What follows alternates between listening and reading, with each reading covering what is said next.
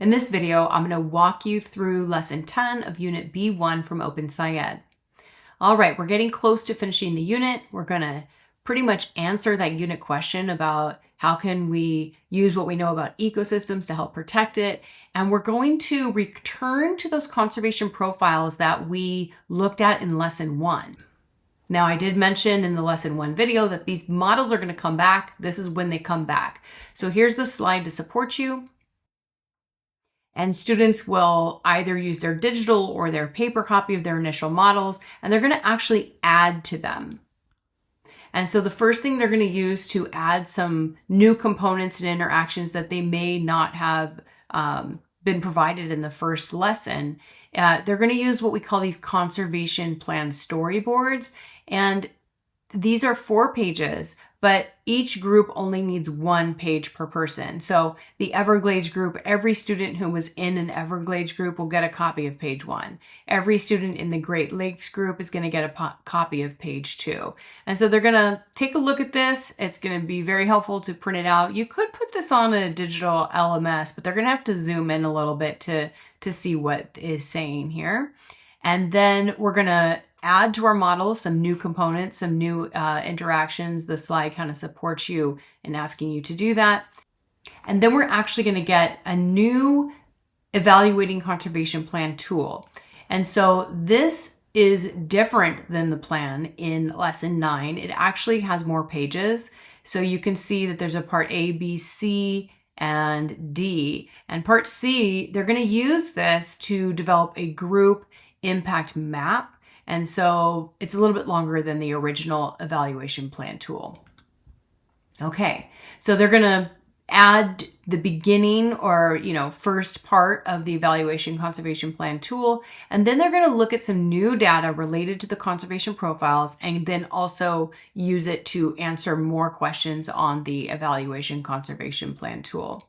So they will be given data packs. And so there is a Great Lakes data pack and a Hoh River and Seguro and Everglades. You're going to need 1 copy per person in the group. And so there's even more information about their original profiles, but more connected to the conservation plans.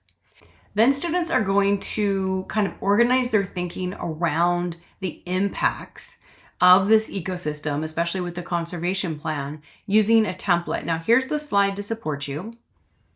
Looks like this. This is in the part C of that evaluation tool. So what they're going to do is they're going to add a focal organism. So if it's in the Everglades, I think, oh gosh, what was in the, is it the alligator? Is it the, anyway, so they're going to add their focal organism, and then they're going to have some impacts here on the ecosystem. And so they're going to add some arrows. They're going to put the box up here. Let me show you a sample. So here's a sample of the Seguro impact. You can see that here are some impacts. There's restrictions on how people can interact with the cactuses. There's restrictions and limit the number of people that go into the park. So both of these are going to increase the population. It's kind of like a flow chart. So this is going to help the cactus population. They might put some negative impacts here. And then the directions also is going to ask them to highlight which of these impacts are in the conservation plan. So they're going to combine the impacts from all of their handouts, and they're going to make a group display. This is what it might look like if they put it on chart paper or butcher paper. And again, here is the highlight. These are parts of the conservation plan that are in place. And so this is going to help when they do their presentations in front of the class. And so now, before they do their presentations, they're going to reflect on the goals of the plan and evaluate the impact. So this is part D of the tool. It's the same one as up here. And so they're going to basically come to a decision if the conservation plan was impactful. Did it work? And so that's going to also be presented when they do their presentations. And so they're going to prepare for their presentations. Here's a slide to help you. They're basically going to divide up the presentation into 3 main sections, so each person can say a different part.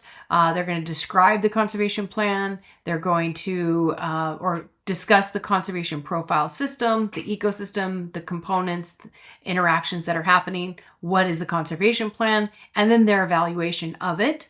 And they need to each have a different part of the presentation. And then while they're presenting, students are going to take notes on this handout. It looks like this. And this is really helps them with their listening skills. What is the name of the conservation plan, or what is in the conservation plan? What did the group say for how they evaluated it? How is this similar to other plans? And how is this different from other plans? So just a focusing tool, graphic organizer. And then we're going to connect back to the 30-30 initiative. Here is the slide to support you. And so basically, how can what we heard in the presentation support our thinking about the 30 by 30 initiative? And how might these conservation strategies help us protect more lands and waters? Now, I know that the 30 by 30 initiative is no longer an initiative that's active, although it has been adopted by many other countries. And so I think if you're at this place and you're talking about the 30 by 30 initiative, really talk about what did we learn from the 30 by 30 initiative and these other conservation profiles that can help us with new conservation strategies in the future to protect more lands and water. It does not matter that 30 by 30 is not currently active in our country, because we're going to have more conservation strategies. How can we take what we learned from all of our conservation profiles and the 30 by 30 to help us move forward and conserve more lands and waters? Okay. We're pretty much at the end. And so you're going to go back to your driving question board. Here is a handout that you can give to students. They're going to write down a few questions from the driving question board. If you have sticky notes, you can pass them out. You can, if it's digital, you can assign different groups different questions, or they can just pick their own questions that they found important on the driving question board. And then we're going to make a mark. Is this something that was answered, partially answered, or not answered yet? Just a nice structure for reviewing the driving question board. Remember, not every question is going to be answered if it's not in the context of the phenomenon, or sometimes it's just outside of the grade band. So maybe it's something they would figure out in college. That's perfectly fine. It happens in science all the time that not every question is answered. And please make sure students are okay with that too. And then that's it for lesson 10. So we're almost done. We've got one more lesson in the series of the storyline. And so let's talk about the material prep in the next video.